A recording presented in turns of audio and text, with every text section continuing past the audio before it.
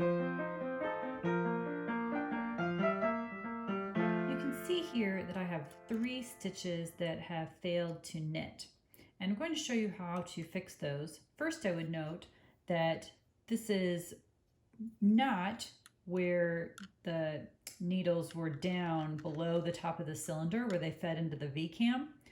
Usually, I mean, that's where they will fail to knit, but you do not have to repair them right there, and it's hard to repair them, harder when the needles are all the way down under the top of the cylinder.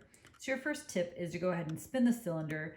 The stitches are still caught here, so you're not going to lose them. It won't hurt anything to spin the cylinder around a little bit so that you can reach them easily to repair them.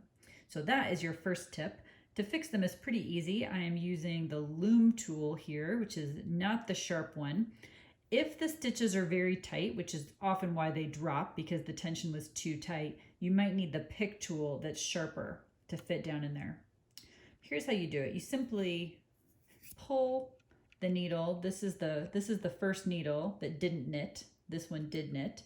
So you can see that was the original stitch, and this is the row, the yarn from the row that was supposed to knit this last time and didn't. So you simply pull forward on the needle so that you can reach down into the bottom stitch with your tool and then just lift it up and over. That's all there is to it.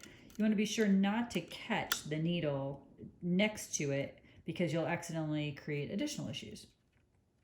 Here, we'll do it again. You pull the needle forward, you put the tool down in. You want to be careful not to split the stitch, just get that front part, that front part of the loop, you can see there, and then lift it up and over.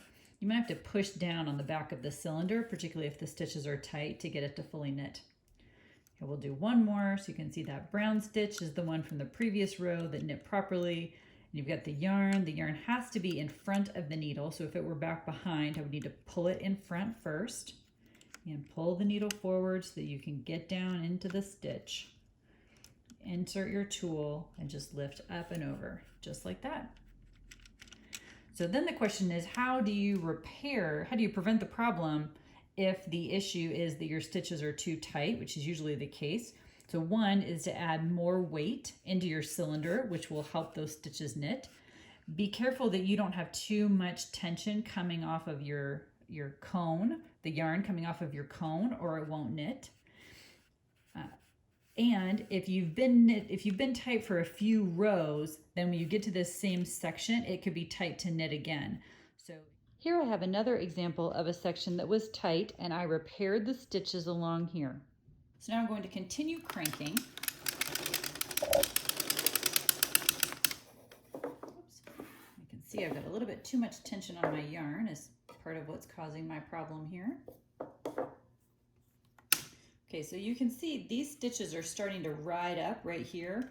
That's where it was really tight.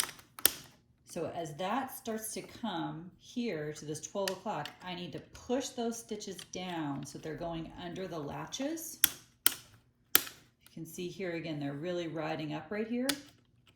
Push them down and keep doing that. And then I'm also going to push down on that problem spot as the stitches go right through the area here where it's knitting.